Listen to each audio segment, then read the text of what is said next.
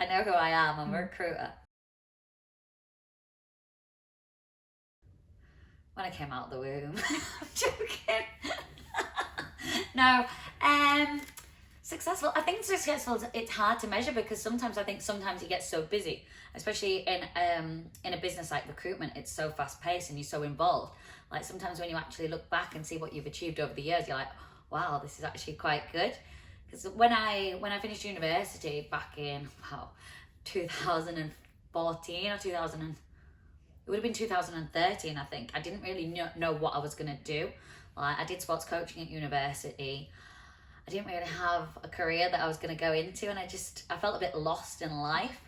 And then I went to a sales assessment day and got into sales and found that I was actually really good at something. I think it's because it's something that I enjoyed. It's quite a competitive nature, a bit like sport. It's quite exciting. You know, you're competing against other people and you feel like you're winning as well. When you win new clients and when you do a good job, it's quite like a good boost. So I think it's just, and when I was at my first agency I worked for, they started me off in a white collar role where it's very kind of like a slow process. It's a lot about reading CVs, and I was doing all right, but they saw that I'd like the fast pace and like speaking to people, so moved me over to doing trades and labour, and I just took off really quickly at that. I think within 3 months I've got up to like nearly 40 guys, so that was pretty good achievement for somebody of that had been that new to it. I think what advice I'd give to them is you need to give it 100%. You can't go into recruitment and give it 40, 60%. Like on a daily basis, you have to go into the office and you have to attack it. Like I see time as money. So when I'm in work, I'm working. I'm not on my phone. I'm not going, to the toilet all the time. I'm not messing around. I see time as money. So I think you've got to be very tenacious. You've got to be confident as well. So you need to know your product and know exactly what you're talking about and what you're doing on, know your product, know what you're recruiting for, and being honest as well. A lot of recruiters aren't honest, and a lot of recruiters don't take that much pride in their work. But I think when you really take pride in your work and you're really honest and you actually care about the workers as well, it just creates a lot better reputation, and your candidates and clients buy into you a lot more. So yeah.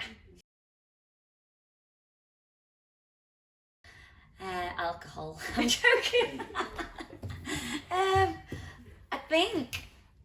I think I just don't let them get me down. So there'll be times when I've come in before and I've had loads and loads of guys let me down. Rather than sit there and kind of get down about it, I just get on and start working through it. And rather than I see stress, it kind of motivates me. And working through stressful times and actually coming out with a good achievement at the end of it is something to be proud of. It's some more success as well. There you go, back to that.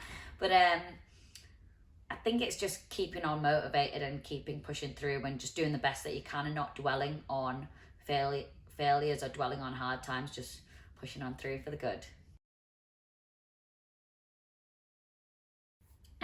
If I wasn't in recruitment, I think I'd definitely be doing something with business. Like there's a lot going on in e-commerce at the minute. Like I've seen people that set up like fashion like sports clothes and stuff, and they're just selling absolutely insane. People buying and selling stuff. Probably I like selling sunset as well. Like I'd love to move to America and sell massive mansions. I actually interviewed to go do recruitment over America, but the hours were just a lot. So I don't think I could really see myself doing anything but recruitment, to be honest. I really enjoy it.